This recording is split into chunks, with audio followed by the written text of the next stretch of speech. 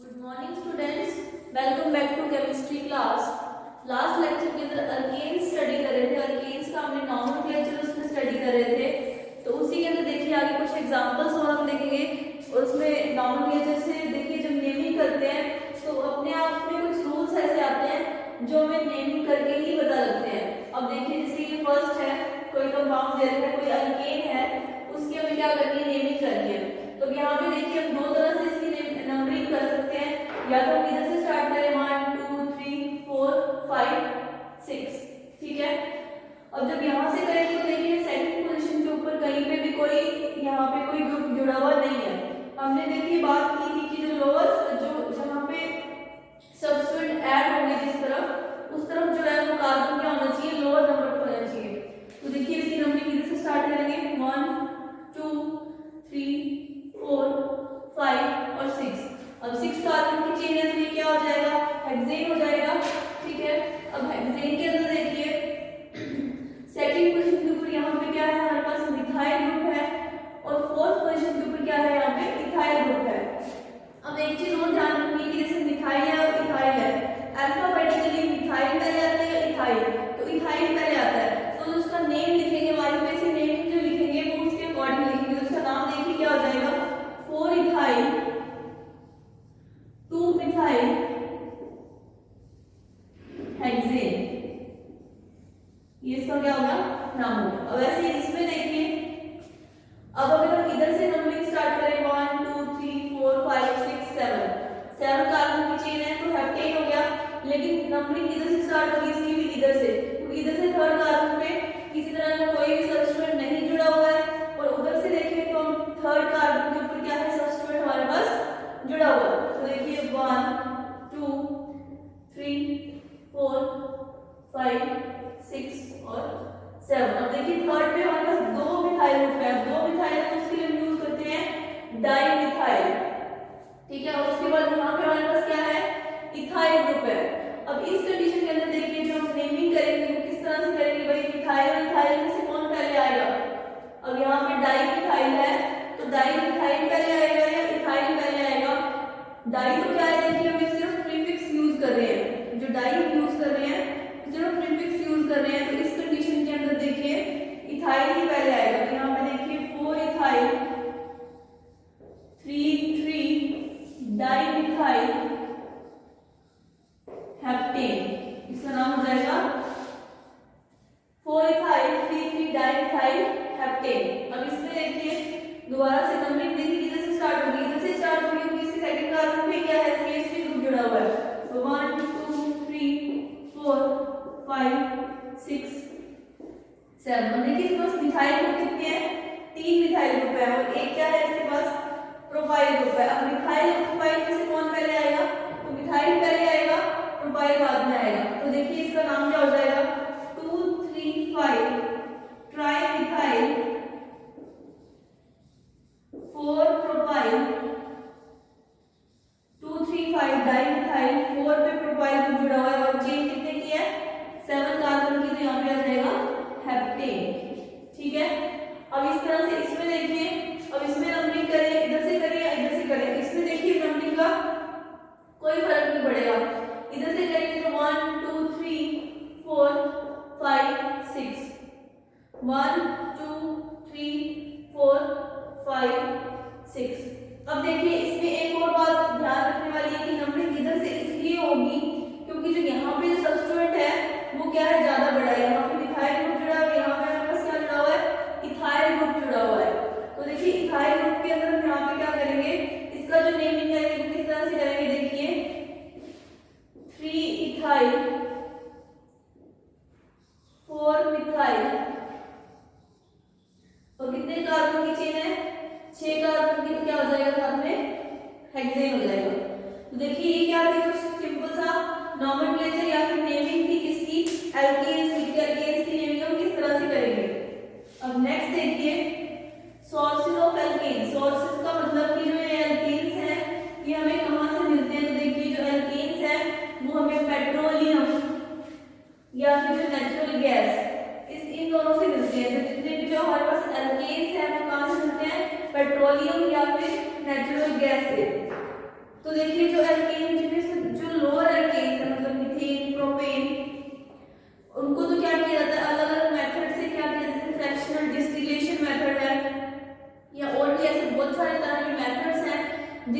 क्या किया जाता है, पेट्रोलियम या फिर नेचुरल गैस से अलग कर लिया जाता है, ठीक है। और उसके बाद देखिए जो नेक्स्ट है स्ट्रक्चरल आइसोमर्स की हम बात कर रहे थे कि हमने क्या कहा था कि जो एक ही स्ट्रक्चर है हमारे पास ब्यूटेन की, जैसे मैं आपको बता रही थी कि C4H10 है, तो इसकी कितने पॉसिबल हमारे पास आइसोमर्स बनेंगे कि ज्यादा से ज्यादा हम कितनी जगह पे इसकी पोजीशन चेंज करके इसके कितने तरह के आइसोमर थे, कितने तरह की इसकी नेमिंग है उसको चेंज कर सकते हैं, कितने आइसोमर्स बनेंगे। देखिए जो ब्यूटेन है उसके हमारे पास जो आइसोमर्स आते हैं वो 2 ही आइसोमर्स आते हैं, एक तो ये और एक ये, ठीक है। उसके बाद अगर कुछ भी चेंज करोगे तो दोबारा से जो नाम हो जाएगा वो क्या हो जाएगा, सेम हो जाएगा। तो यहाँ पे देखो CH3 CH2 CH2 CH3, तो ये तो क्या हो गया हमारे पास N ब्यूटेन हो गया। अब यहाँ पे देखो ये CH3 CH2 CH3 CH3, अब यहाँ पे देखिए ये जो ब्यूटेन है ये क्या है, आइसोब्यूटेन। अब इसका मतलब देखिए क्या है कि जो ये ब्यूटेन है इसके 2 पॉसिबल आइसोमर्स हैं, जिसका जो जर्नल फॉर्मूला है वो तो सेम है। जर्नल फॉर्मूला तो वही देखिए अल्केन का जो होता है CnH2n+2, ये इस फॉर्मूले को ये भी फॉलो कर रहा है और ये भी फॉलो कर रहा है। लेकिन जो उनकी जो हमने स्ट्रक्चर बना के देखी तो स्ट्रक्चर के अंदर ये तो क्या थी, नॉर्मल चेन थी, फिर उसको हमने क्या कहा N-ब्यूटेन, और यहाँ पे स्ट्रक्चर जो क्या थी उसमें एक जो कार्बन था वो ब्रांच के अंदर आ गया, इसलिए इसका नाम क्या हो गया, आइसोब्यूटेन हो गया। देखिए इस तरह जो आइसोमर्स ड्रॉ किए जाते हैं, जैसे जैसे कार्बन की जो आगे नंबर बढ़ेगा, जैसे यहाँ पे 4 कार्बन थे, तो वो बात करें पेंटेन की, तो पेंटेन के अंदर देखिए कितने पॉसिबल आइसोमर्स बनेंगे। तो जो आइसोमर्स ड्रॉ करने होते हैं ये आपको अच्छे से आना चाहिए कि किसी भी जो स्ट्रक्चर है उसके जो कितने पॉसिबल आइसोमर्स बन सकते हैं। तो देखिए जो पेंटेन है उसके 3 पॉसिबल आइसोमर्स बनते हैं, किस तरह से देखो, पेंटेन C5H12, तो देखिए आइसोमर्स ड्रॉ करेंगे तो एक तो हमारे पास देखिए सिंपल क्या आएगी, स्ट्रेट चेन आएगी, इसको क्या बोलेंगे, एन पेंटेन बोलेंगे। एक हमारे पास इस तरह से ये वाली हमारे पास आइसो स्ट्रक्चर आएगी, और एक हमारे पास यहाँ पे देखिए ये स्ट्रक्चर आएगी, इसको हम क्या बोलेंगे, नियो स्ट्रक्चर बोलेंगे। एक एन मतलब नॉर्मल चेन, वो वाली आइसो स्ट्रक्चर, और ये वाली हमारे पास क्या आ जाएगी, नियो स्ट्रक्चर आ जाएगी। इसमें देखिए इसकी हाइड्रोजन की वैलेंसी कंप्लीट करते हैं, तो इसका क्या नाम हो गया, एन पेंटेन। अब यहाँ पे देखो CH3 CH2 CH CH2 CH3, अब यहाँ पे इसका नाम क्या हो जाएगा हमारे पास, आइसोपेंटेन। अब देखिए इसका आईयूपीएसी नेमिंग जब करनी है तो आईयूपीएसी नेमिंग कैसे होगी इसकी, तो यहाँ पे देखिए 1 2 3 4, तो इसका नाम हो जाएगा 2-मिथाइल ब्यूटेन, लेकिन ये है क्या, पेंटेन का ही डेरिवेटिव है। अब यहाँ पे देखो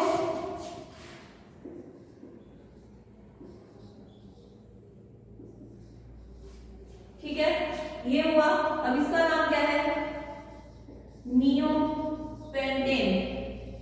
अब इसकी अगर हमें नंबरिंग करनी हो तो देखो या तो 1 2 3 इस तरह से होगी, या 1 2 3 इस तरह से, किसी भी तरह से कर सकते हैं। 1 2 3, अब यहाँ पे क्या है देखो 2 डाइमिथाइल प्रोपेन।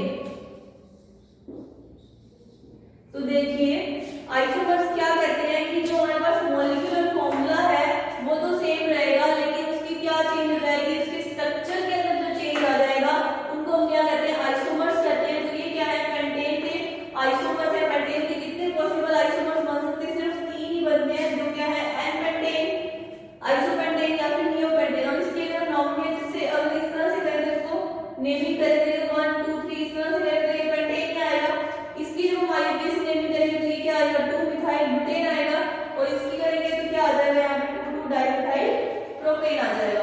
तो ये पॉसिबल आइसोमर्स किसके थे, पेंटेन के। अब नेक्स्ट देखिए हेक्सेन के, देखते हैं पॉसिबल आइसोमर्स कितने बन सकते हैं हमारे पास, ज्यादा से ज्यादा आइसोमर्स कितने आइसोमर्स हो सकते हैं हेक्सेन के, C6 कार्बन के। तो C6H14 ये क्या है हमारे पास, हेक्सेन। अब देखिए इसके पॉसिबल आइसोमर्स कितने होंगे हमारे पास, तो वही बात स्ट्रेट चेन, उसके बाद 1 2 3 4 5, एक ये आएगा, फिर 1 2 3 4 5, एक ही आएगा, इसके बाद देखिए 1 2 3 4, एक इस तरह से आएगा देखिए, और लास्ट में हमारे पास आएगा 1 2 3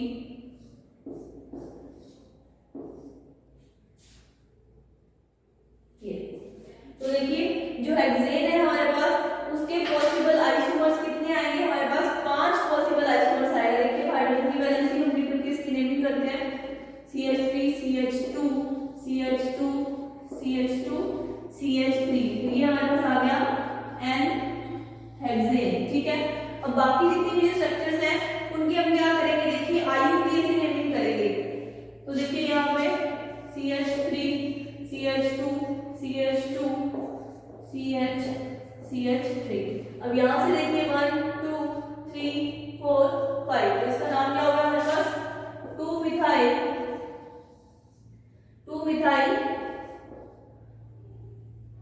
पेंटेन, इसका नाम हमारे पास क्या आ गया, 2 मिथाइल पेंटेन। अब इसके बीच में देखिए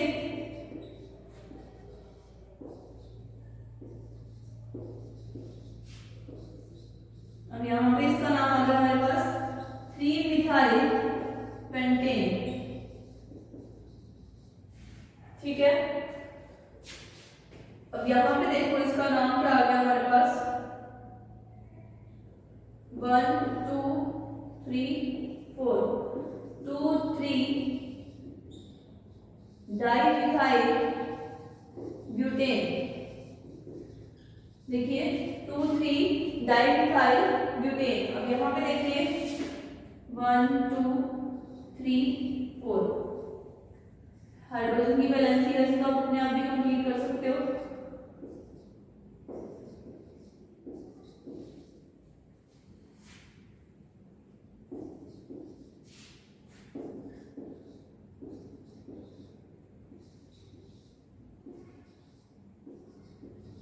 अब देखिए इसका नाम हमारे पास क्या आ जाएगा, 2 2 डाइमिथाइल ब्यूटेन। तो देखिए ये कितने पॉसिबल आइसोमर्स हैं किसके, हेक्सेन के, हेक्सेन से हम कितने तरह के आइसोमर्स ड्रॉ कर सकते हैं। अब जैसे जैसे देखिए कार्बन चेन बढ़ेगी आगे, जैसे कि C7 लेंगे C8 लेंगे, तो उनके जो पॉसिबल आइसोमर्स के नंबर है वो भी क्या होते जाएंगे, बहुत ज्यादा बढ़ते जाएंगे। देखिए जैसे अगर हम ले हेप्टेन, तो हेप्टेन के 9 आइसोमर्स बनते हैं, ऑक्टेन के हमें 18 आइसोमर मिलते हैं, डेकेन के हमें 75 पॉसिबल आइसोमर्स मिलते हैं। और हम बात करें अगर C20 की, C20H42 की बात करें तो उसके हमें 3 लाख से ज्यादा आइसोमर्स मिलते हैं। तो देखिए हमारा जो सिलेबस है उसके अंदर 6 कार्बन तक की है, और वो मैंने आपको करवा दी है पॉसिबल आइसोमर्स, ये आपको ड्रॉ करने आने चाहिए। इससे रिलेटेड क्या है, बहुत सारे क्वेश्चंस सॉल्व होते हैं। अब नेक्स्ट देखिए methods of preparation of alkanes, ये एल्केन्स को हम किस तरह से बनाएंगे।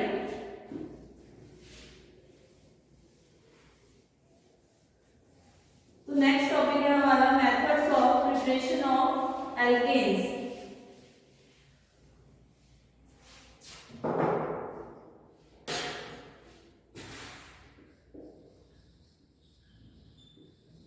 Methods of preparation of alkanes। तो देखिए एल्केन्स बनाने के लिए जो हमारे पास फर्स्ट मेथड है वो है हैलोजिनेशन मेथड।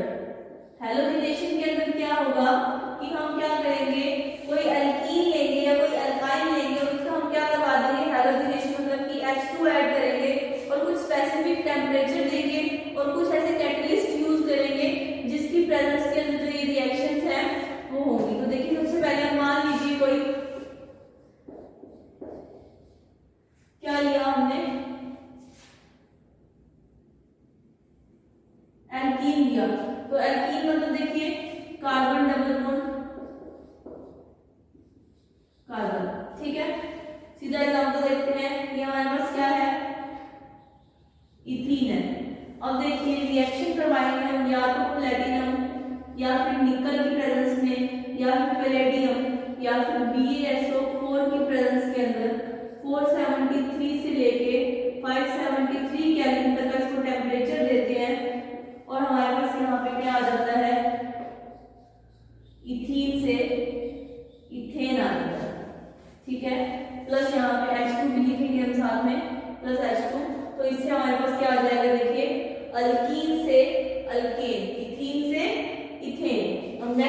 एक और कोई एग्जांपल ले लेते हैं, CH3CH डबल बॉन्ड CH2। वही सेम प्लेटिनम या फिर निकल की प्रेजेंस के अंदर पैलेडियम या BaSO4 और इसको इस टेम्परेचर पे हीट कर दें अगर हम, तो जो हमारे पास प्रोडक्ट आएगा देखिए क्या आ जाएगा यहाँ पे CH3 CH2 CH3, ये हमारे पास क्या आ गया, प्रोपेन आ गया। तो साथ में H2 तो यहाँ पे ऐड करना ही है हमें, तो यहाँ पे देखिए एक हाइड्रोजन यहाँ पे ऐड हो गया और एक हाइड्रोजन यहाँ हो गया, तो इसी को क्या बोल रहे हैं हम, सॉरी ये हैलोजिनेशन नहीं है, ये हाइड्रोजिनेशन है। हाइड्रोजिनेशन का मतलब कि क्या है कि हम क्या कर रहे हैं, इसके अंदर हाइड्रोजन का एडिशन कर रहे हैं, एडिशन ऑफ हाइड्रोजन, हाइड्रोजन का एडिशन कर रहे हैं, इसको क्या बोल रहे हैं, हाइड्रोजनेशन रिएक्शन बोल रहे हैं कि हमने इथीन लिया या प्रोटीन लिया तो उससे हमें क्या मिल रहा है, इथेन या फिर प्रोपेन मिल रहा है। ये तो हमने एल्कीन से बनाया, देखिए एल्कीन्स के बाद अगर हम लेंगे एल्काइंस,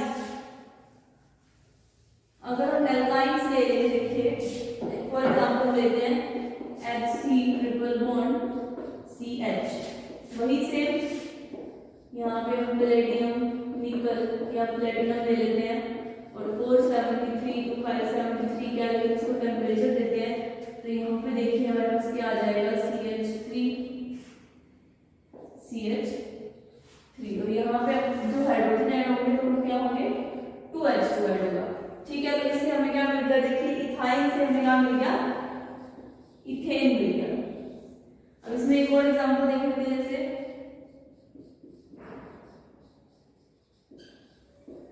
वही से पैलेडियम निकल प्लेटिनम या फिर वही 473 to 573 केल्विन का टेम्परेचर दे दिया अगर हम इसको, तो ये हमारे पास जो ये हमने प्रोपाइन लिया था इससे हमें क्या मिल जाएगा, CH3 CH2 CH3, प्रोपाइन से क्या मिल जाएगा, हमें प्रोपेन मिल जाएगा। इसके अंदर भी वही प्लस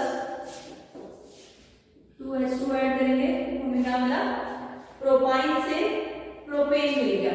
अब देखिए जो ये हम यहाँ पे कैटलिस्ट यूज कर रहे हैं इनकी बड़ी इंपॉर्टेंस है, और इसके अंदर देखिए जब हम ये जो हाइड्रोजनेशन करवा रहे हैं अल्कीन्स या फिर अल्काइंस से किसका, एल्केन्स बनाने के लिए, तो इसमें ये कहते हैं कि अगर हम सिर्फ रेने निकल इस निकल को बोलते हैं कि निकल क्या है अपनी बिल्कुल प्योर फॉर्म के अंदर, अगर रेने निकल की फॉर्म के अंदर यहाँ पे ये है तो इसी रिएक्शन को क्या बोलते हैं हम, इस रिएक्शन को बोला जाता है सेबेटियर-सैंड्रन्स रिएक्शन, इसको बोलते हैं सेबेटियर-सैंड्रन्स रिएक्शन। ये इसका नाम दे दिया, ये इंपॉर्टेंट नहीं है लेकिन सबको ये याद रखना है कि यहाँ पे देखिए हम अलग अलग कैटलिस्ट यूज कर रहे हैं, जैसे पैलेडियम निकल या फिर प्लेटिनम, लेकिन जब हम सिर्फ निकल को यूज करके और ये टेम्परेचर देके रिएक्शन करें तो उस रिएक्शन को उसने क्या कह दिया, सेबेटियर-सैंड्रन्स रिएक्शन बोल दिया। ठीक है, तो ये रिएक्शन की अब इस पर नेक्स्ट इसके मेथड ऑफ प्रिपरेशन है, देखिए बाय रिडक्शन ऑफ हैलोएल्केन्स। सेकंड जो इसका मेथड है प्रिपरेशन का वो है बाय रिडक्शन ऑफ हैलोएल्केन्स। ये हैलोएल्केन्स को रिड्यूस करके किस तरह से हम एल्केन्स बनाएंगे, तो सेकंड मेथड है इसका, देखिए by reduction of halo alkanes. अब देखिए हेलो एल्केन्स हमारे पास क्या होते हैं, RH होता है, और RH को हम क्या करेंगे, देखिए रिड्यूस करवाएंगे किसकी प्रेजेंस के अंदर।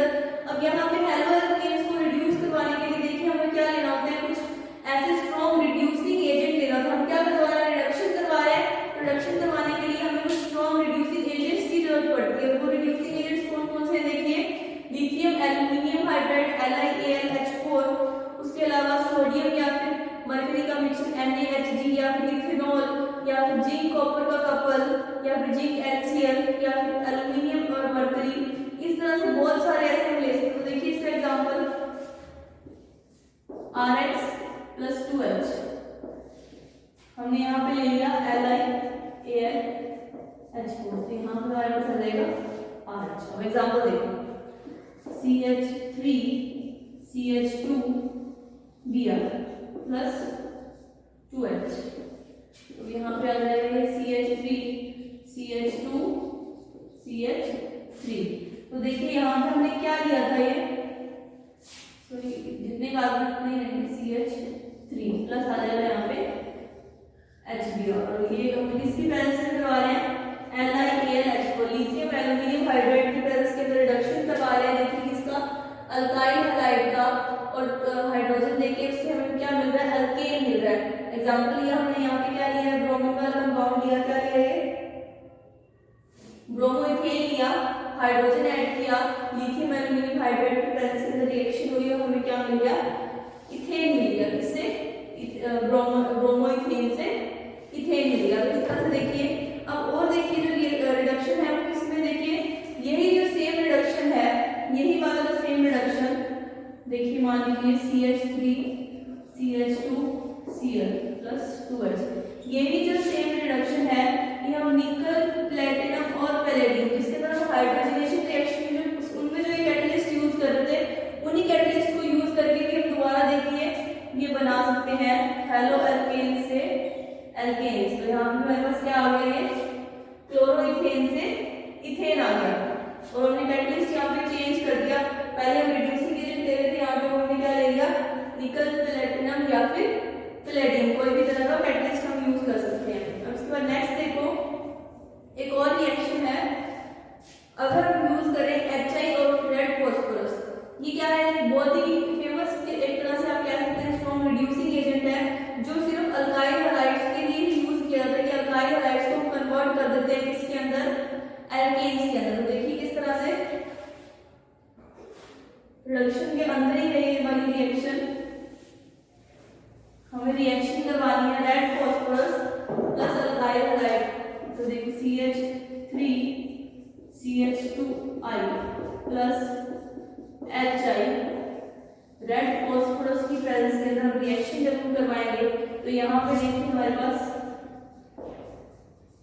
इथेन आ जाएगा, क्या आ जाएगा हमारे पास, इथेन, और साथ में क्या लिखा हुआ है यहाँ पे देखिए I2, एक Ai और एक Ai, इससे हमें क्या मिल जाएगा, I2, हाइड्रोजन इसके पास आ जाएगा। तो ये रिएक्शन है, रिडक्शन की है, लेकिन इसमें हमने क्या किया, हेलोलिस्केन के साथ HI और रेड फॉस्फोरस की प्रेजेंस के अंदर क्या है, एक बहुत ज्यादा स्ट्रॉन्ग रिड्यूसिंग एजेंट की तरह ये काम करते हैं अल्काइल हैलाइड्स के ऊपर, और क्या देते हैं हमें, इथेन दे देते हैं। तो देखिए ये कुछ रिएक्शंस थी, मेथड ऑफ प्रिपरेशन। अभी इसके अंदर बहुत सारी मेथड्स ऑफ प्रिपरेशन की रिएक्शंस बची हैं। एल्केन्स की जितनी भी जो रिएक्शन है, कॉमन रिएक्शंस हैं, ये सारी रिएक्शंस बहुत ही इंपॉर्टेंट, चाहे वो केमिकल रिएक्शंस हो या फिर मेथड्स ऑफ प्रिपरेशन की रिएक्शन हो। तो इस रिएक्शंस को आपने पहले किया भी है, इसको दोबारा